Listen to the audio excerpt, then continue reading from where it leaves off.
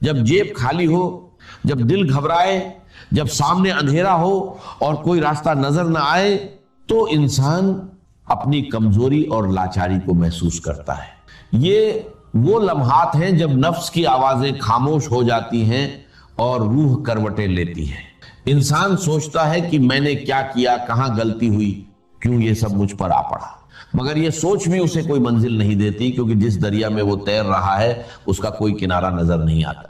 ایسے وقت میں دوست پہچانے جاتے ہیں، رشتے جانچے جاتے ہیں اور دنیا کی بے رحمی سامنے آتی ہے۔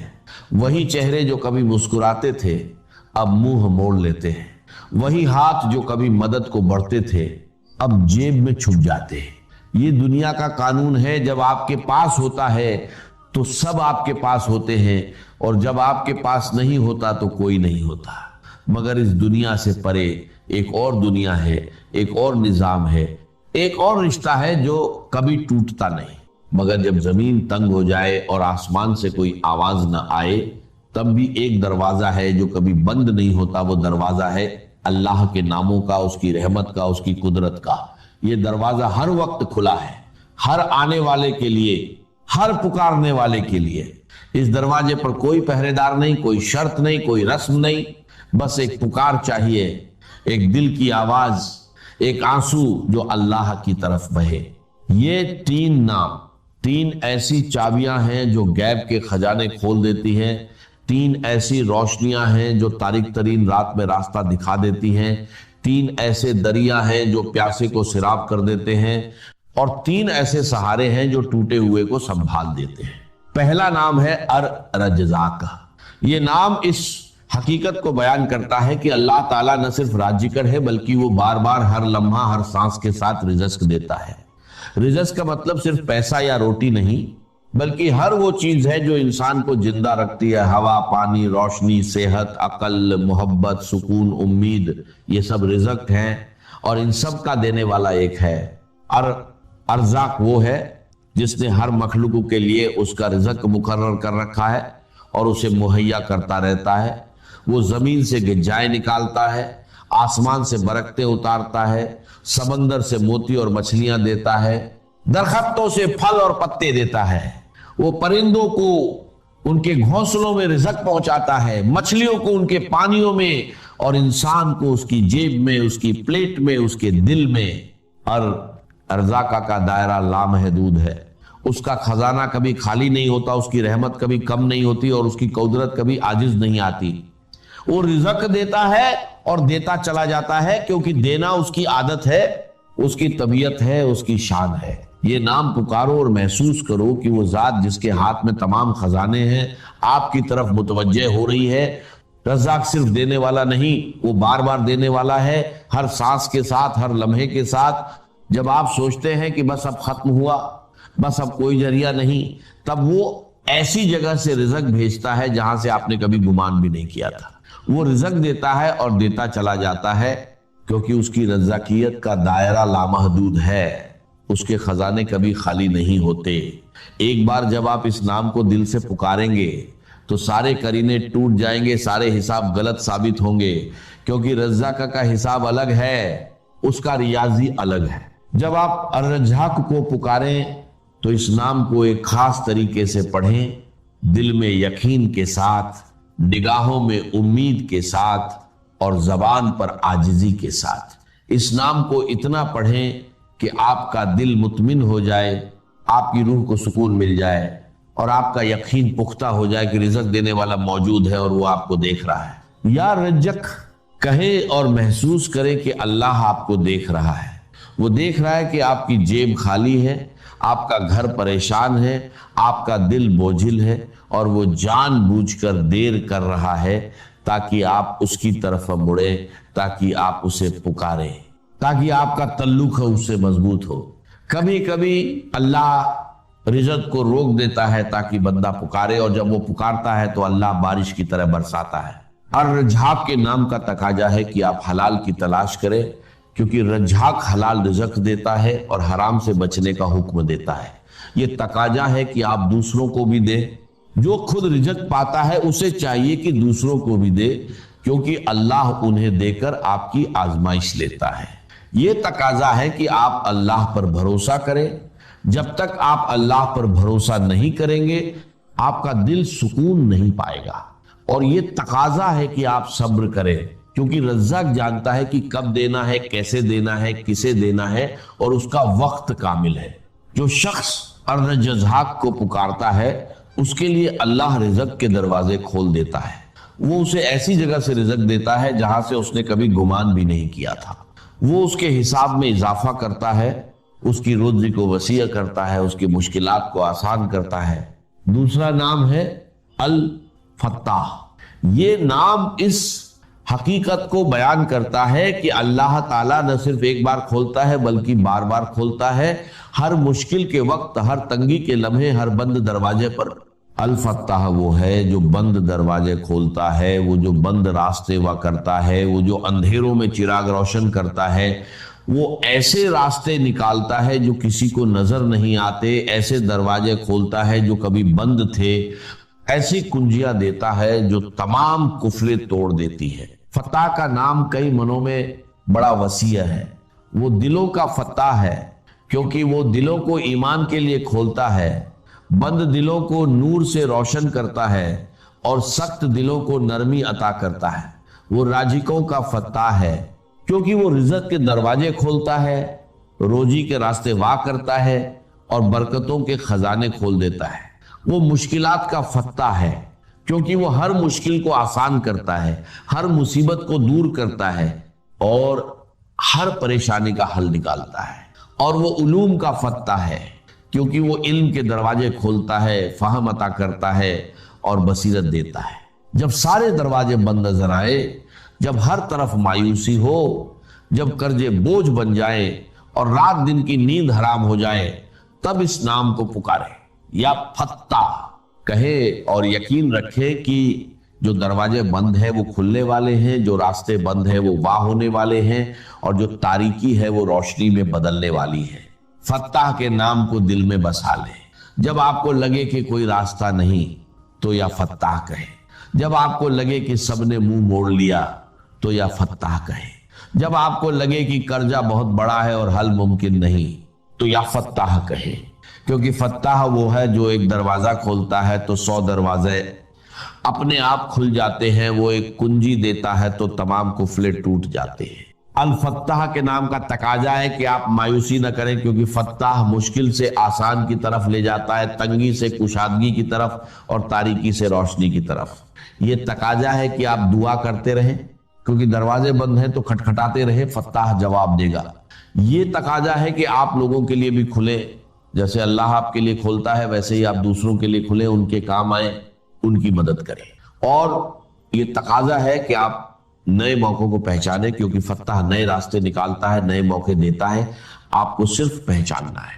جو شخص الفتح کو پکارتا ہے اس کے لیے اللہ مشکل ترین حالات میں راستہ نکالتا ہے.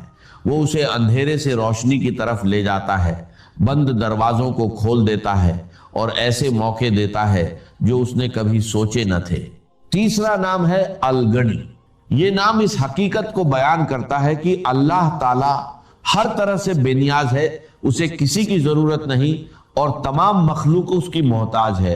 وہ اپنی ذات میں گنی ہے، اپنی صفات میں گنی ہے، اپنی قدرت میں گنی ہے اور اپنی رحمت میں گنی ہے. الغنی وہ ہے جو سب سے بے نیاز ہے، جس سے کسی کی ضرورت نہیں، مگر وہ ہر محتاج کی ضرورت پوری کرتا ہے. وہ اتنا دیتا ہے کہ کوئی اسے خالی نہیں کر سکتا، اور اتنا دیتا ہے کہ اس کا خزانہ کبھی کم نہیں ہوتا. الغنی کا نام کئی معنوں میں بڑا گہرا ہے. وہ غنی ہے ذات میں، کیونکہ اللہ کو کسی کی ضرورت نہیں، نہ کھانے کی، نہ پینے کی، نہ مدد کی، نہ سہارے کی. وہ غنی ہے صفات میں، کیونکہ اس کی صفات کامل ہیں، انہیں کسی اضافے کی ضرورت نہیں، کسی کمی کا خوف نہیں. وہ غنی ہے رحمت میں، کیونکہ اس کی رحمت وسیع ہے، اس کا عطا کرنا لامحدود ہے، اس کا بخشنا بے پایا ہے. اور وہ غنی ہے قدرت میں، کیونکہ اس کی قدرت سب پر حاوی ہے، کوئی اسے روک نہیں سکتا، کوئی اسے مجبور نہیں کر سکتا.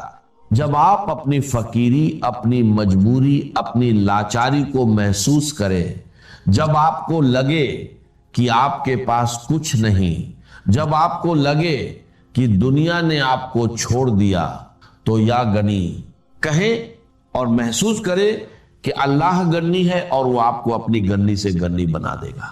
یا گنی کہیں اور یقین رکھے کہ جو گنی ہے وہ آپ کی فقیری کو دیکھ رہا ہے، جو بے نیاز ہے وہ آپ کی ضرورت کو پورا کرے گا، اور جو سب کا مالک ہے وہ آپ کو دے گا اور دے گا اور دیتا چلا جائے گا.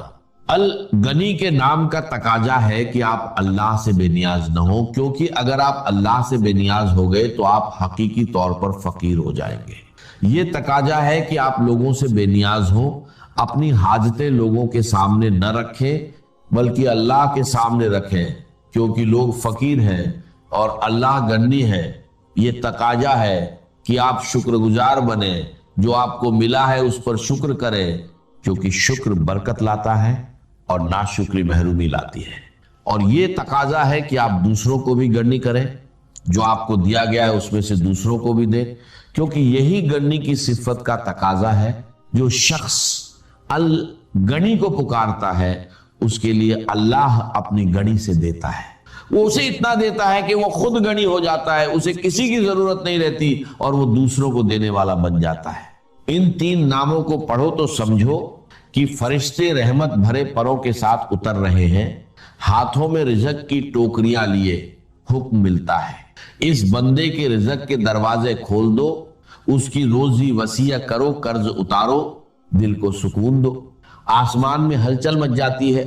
پھر ایک آیت جو اپنی جگہ پر نہایت اہمیت کی حامل ہے، اور آپ کو یاد ہوگا کہ ہماری گزشتہ 2 نشستیں اسی ایک آیت کے مطالعے میں صرف ہوئی، اور یقیناً اس آیہ مبارکہ کا یہ حق ہے، اس لیے کہ نہ صرف یہ کہ اس سورہ مبارکہ کا یہ عمود ہے، مرکزی مضمون ہے، بلکہ جیسا کہ میں عرض کر چکا ہوں ڈاکٹر رفیع الدین مرحوم کی ایک روایت کے مطابق امام الہند حضرت شاہ ولی اللہ دہلوی رحمۃ اللہ علیہ کے نزدیک یہ آیہ مبارکہ یعنی سورہ صف کی آیت نمبر 9 پورے قرآن مجید کا عمود ہے، مرکز اور محور، جس کے گرد کے پورے قرآن مجید کے مضامین گھومتے. اپنی یہ ناچیز رائے بھی عرض کر چکا ہوں کہ پورے قرآن مجید کے لیے یہ آیہ مبارکہ محور ہے یا نہیں، لیکن سیرت النبی علیہ صاحب الصلاۃ والسلام کے صحیح فہم کے لیے یقیناً لازمی کلید ہے، اس کے لیے یقیناً عمود کی حیثیت رکھتی ہے.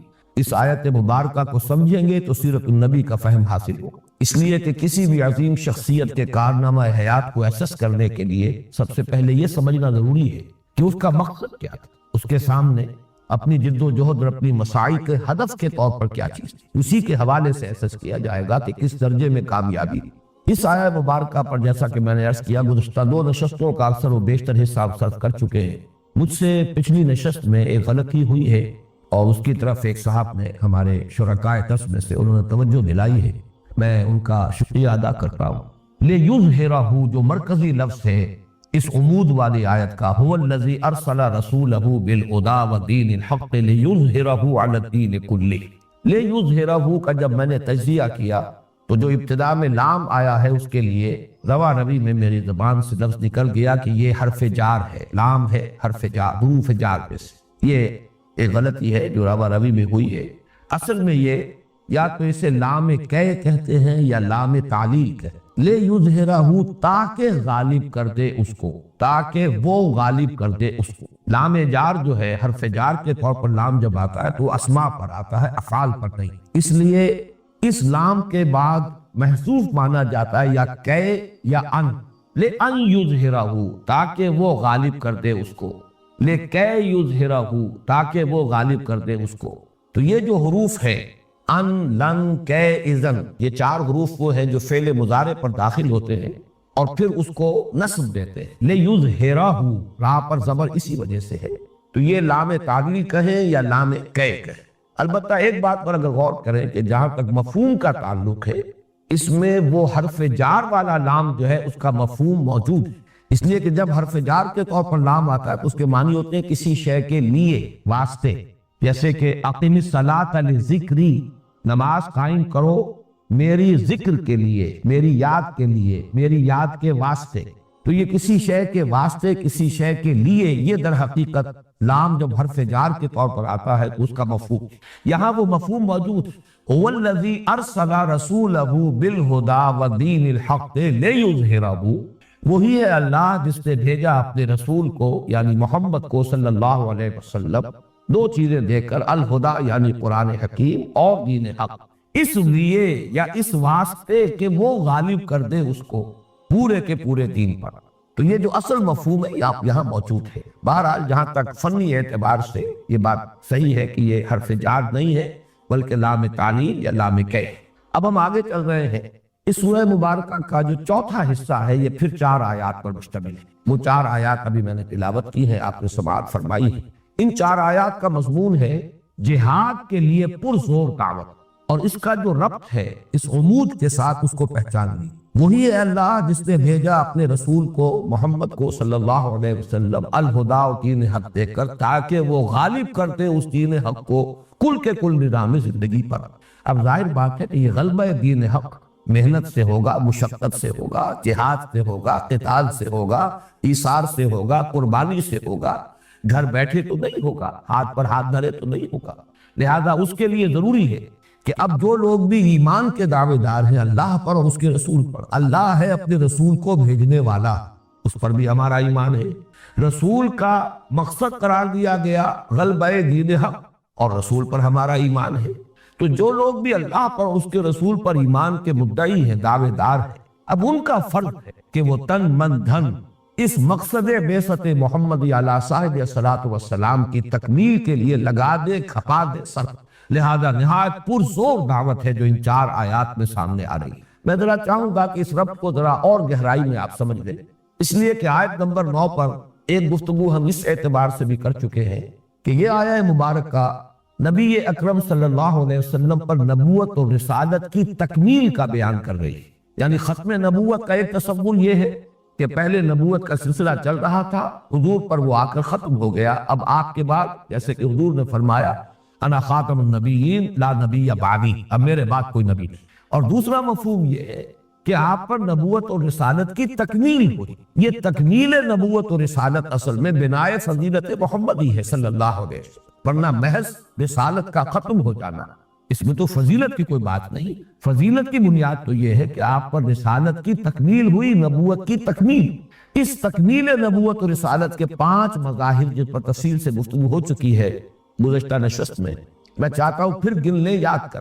سب سے پہلا مقصد کیا ہے کہ آپ اللہ کے واحد رسول ہیں صلی اللہ علیہ وسلم، جن کی بعثت پوری نوع انسانی کی۔ اس کا تعلق ہے جو سائنسی اور تکنیکی ارتقاء ہوا ہے نسل انسانی کے ارتقاء کے دوران، کہ اب یہ ممکن ہو گیا تھا کہ ایک نبی کی دعوت پوری نوع انسانی تک پہنچ سکے، اور ایک نبی کی دعوت پر پوری نوع انسانی کو جمع کیا۔ اس سے پہلے ذرائع رسل و رسائل ایسے نہیں تھے کہ ایک نبی کی بعثت پوری نوع انسانی کے لیے ہو سکے۔ تو پہلا مظہر یہی ہے کہ آپ کی بعثت ہے وَمَا أَرْسَلْنَاكَ إِلَّا كَافَّةً لِلنَّاسِ بَشِيرًا وَنَذِيرًا۔ دوسرا بعثت اگرچہ ہدایت کا سلسلہ تو حضرت آدم سے چلا آ رہا ہے، اِمَّا يَأْتِيَنَّكُم مِّنِّي هُدًى فَمَن تَبِعَ هُدَايَ فَلَا خَوْفٌ عَلَيْهِمْ وَلَا هُمْ يَحْزَنُونَ۔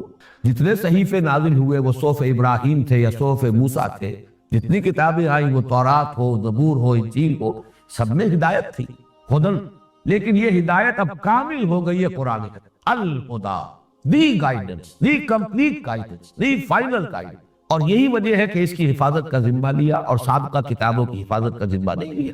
تیسرا مظہر جو تمدنی ارتقاء ہوا ہے نوع انسانی کا، اب نوع انسانی اس مقام پر پہنچ گئی تھی کہ اسے ایک نظام اجتماعی درکار۔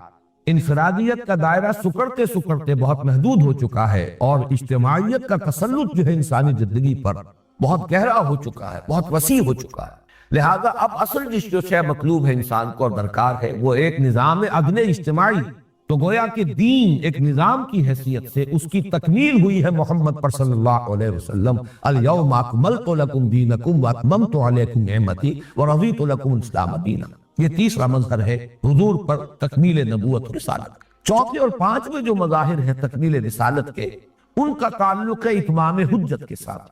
اتمام حجت بھی حضور کے ذریعے سے بدرجہ کمال و اتمام ہوا ہے۔ اتمام حجت کے بھی درجے ہیں۔ آپ کسی بات کو کسی کے سامنے بیان کر دیجئے، بہت عمدگی سے بیان کر دیجئے کہ بات اس کی سمجھ میں آ سکتی، یہ بھی ایک درجے میں اتمام حجت ہے۔ لیکن آپ اس شے کا ایک عملی نمونہ پیش کر دیں، یہ ہے اصل میں پھر اتمام حجت اب نقطہ عروج کو، نقطہ کمال کو پہنچ گئی۔ کہ صرف ذہنی صلاحیت ہی درکار نہ ہو اس کو سمجھنے کے لیے، کم تر ذہنی صلاحیت کے لوگ بھی دیکھ لیں کہ یہ ہے شے، یہ ہے اس کی برکات، یہ ہے اس کی کیفیات، تو گویا کہ اب اس کے بعد اتمام حجت درجہ آخر۔ تو اس میں پہلی اتمام حجت تو ہوئی ہے پوری نوع انسانی پر کہ دین حق کا ایک عملی نمونہ پیش۔ اگر یہ دین حق صرف نظری طور پر قرآن مجید ہی میں ہوتا یا حضور اس کی مزید تشریح بھی فرما دیتے اپنی احادیث میں، احادیث شریفہ میں، تب بھی ایک طرح کا اتمام حجت تھا، لیکن جب تک کہ اس کا ایک ماڈل، اس کا ایک نمونہ نہ دکھا دیا جاتا، بدرجہ تمام و کمال اتمام حجت نہیں۔ لہذا حضور نے لِيُظْهِرَهُ عَلَى الدِّينِ كُلِّهِ، جان گسل محنت و مشقت کے نتیجے میں وہ نظام قائم کر کے اس کا ایک عملی نمونہ دکھا دیا۔ اب یہ تا قیام قیامت نسل انسانی پر حجت ہے۔ ہر کجا بیوی جہان رنگ و بو، آنکھ از خاکش کرو یا دارزو، یا ز نور مصطفیٰ اورا بہات، یا حلول اندر تلاش مصطفیٰ۔ اور اسی اتمام حجت کا دوسرا پہلو جو ہے وہ امت پر ہے کہ آپ نے یہ اظہار دین حق کا جو فریضہ ہے، دین کے غالب کرنے کا فریضہ، یہ معجزوں کی مدد سے کر کے نہیں دکھایا، بلکہ انسانی مشقت، جد و جہد، محنت، ایثار، قربانی، مصائب جھیل کر، تکلیفیں برداشت کر کے، ہر طرح کی جو بھی آزمائشیں ہو سکتی ہیں ان سے خود بھی بنفس نفیس گزر کر اور اپنے صحابہ کو بھی ان سے گزار کر absolutely at the level of human effort and struggle یہ کارنامہ کر کے دکھایا۔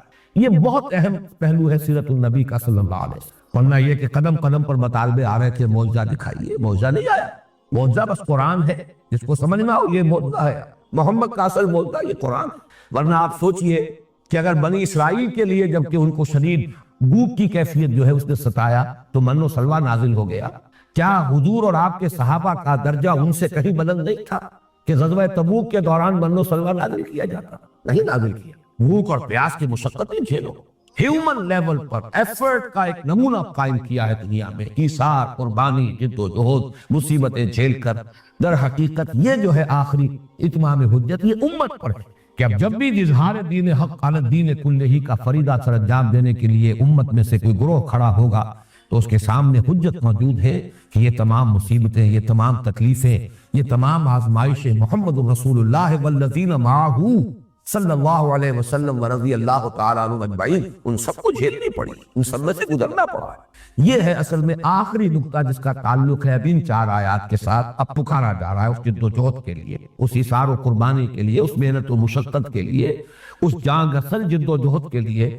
یا ایھا الذین آمنوا هل ادلکم علی تجارۃ تنجیکم من عذاب الیم، اے ایمان والو، یہ جو اصطلاح ہے اے ایمان والو، خطاب کا جو یہ صیغہ ہے، بارہا میں عرض کر چکا ہوں کہ اگرچہ لفظ آتا ہے یہاں پر ایمان کا، لیکن مراد یہاں پر ہے تمام مسلمان، ان میں منافقین بھی شامل ہے، مسلمان بھی شامل، وہ بھی مدعی ہے ایمان ہے، در حقیقت اس سے خطاب۔ اے ایمان والو، قرآن مجید میں کہیں مسلمانوں کو خطاب نہیں کیا گیا یا ایھا الذین اسلموا، کہیں منافقین کو خطاب نہیں کیا گیا یا ایھا الذین نافقوا، لیکن چونکہ اہل ایمان ہی کے گروہ میں مومنین صادقین بھی تھے، منافقین بھی تھے، اور ایک بین بین کی کیفیت بھی تھی جس کا تذکرہ سورہ حجرات میں آ چکا ہے۔ قالت الاعراب آمنا قل لم تؤمنوا ولکن قولوا اسلمنا، تم یہ نہیں کہہ سکتے کہ تم مومن ہو گئے ہو، بس صرف یہ کہہ سکتے ہو کہ تم مسلمان ہو گئے، اسلام لے آئے۔ گویا کہ یہ 3 گروہ ہو گئے۔ ویسے تو یہ کہ ان تینوں کے درمیان بڑا فصل ہے، ایمان کے نہ معلوم کتنے مدارج ہوں گے، ابو بکر صدیق رضی اللہ تعالیٰ عنہ سے لے کر اور ایک عام صحابی کے ایمان پر کتنے درجات ہوں گے، پھر نفاق کے بھی کتنے درجے ہوں گے، عبداللہ ابن ابی کے نفاق سے لے کر کوئی ادنا درجے کا منافق کتنے درجے ہوں گے، بے شمار ہوں گے، اور بیچ میں یہ ایک 0 پوائنٹ ہے کہ نہ ایمان نہ نفاق بلکہ اسلام بحث، اور ان سب کو خطاب کیا جاتا ہے یا ایھا الذین آمنوا۔ تو یہاں پہ اصل میں ترجمہ کرتے ہوئے الفاظ اگر ہم استعمال کریں، اے ایمان کے دعوے دارو، اے ایمان والو نہیں، اے ایمان کے دعوے دارو، اے مدعیان ایمان، هل ادلکم علی تجارۃ تنجیکم من عذاب الیم، کیا میں تمہاری رہنمائی کروں، کیا میں تمہیں بتاؤں ایک ایسی تجارت جو تمہیں دردناک عذاب سے نجات دے دے، چھٹکارا دے دے۔ اس میں پہلی بات تو یہ سمجھیے کہ یہ بڑا ہی فطری اسلوب ہے تعلیم کا، سوال جواب، سوال کیا جائے تاکہ جو بھی شاگرد ہیں، جو سامع ہیں، جو بھی زیر تربیت لوگ ہیں، پہلے وہ چونک جائے، وہ پوری طرح متوجہ ہو جائے۔ یہ اسلوب قرآن مجید میں بھی بہت مرتبہ آیا ہے اور حدیث نبوی میں بہت کثرت سے آتا ہے، بلکہ حضور کا انداز تو بہت چونکانے کا ہوتا تھا۔ جیسے وہ حدیث جو ہے کہ آپ نے سوال کیا اتدرون من المفلس، کیا تم جانتے ہو مفلس کون ہوتا ہے؟ آپ حیران ہو گئے ہوں گے، اس میں کون سی بات ایسی تھی؟ وہ یہ تو سبھی جانتے مفلس کون ہوتا. بہرحال عرض کیا جب سوال کیا ہے حضور نے صلی اللہ علیہ وسلم تو عرض کیا المفلس عندنا من لا درہم لہ ولا دینار. حضور ہم تو اسی کو مفلس سمجھتے ہیں اس کے پاس درہم و دینار نہیں, روپیہ پیسہ نہیں, دولت نہیں, سونا چاندی نہیں. فرمایا نہیں, میری امت کا مفلس وہ ہے جو عبادات کے تو بڑے گٹھڑ اور بوجھ لے کر آئے گا قیامت کے دن, لیکن یہ ہے کہ حقوق العباد کے اندر اس نے کوتاہی کی ہوگی, کسی کو گالی دے دی ہوگی, کسی پر کوئی تہمت تراش دی ہوگی, کسی کا مال ہڑپ کر لیا ہوگا, کسی کی عزت کے اوپر حملہ کیا ہوگا, یہ سب دعوے دار آ جائیں گے اور اس کی ساری نیکیاں عبادتیں ان کو دے دی جائیں. پھر بھی حساب نہیں ختم ہوگا, مدعیان اب بھی ہوں گے, تو ان کے گناہ جو ہے وہ اس کے کھاتے میں درج کیے جائیں.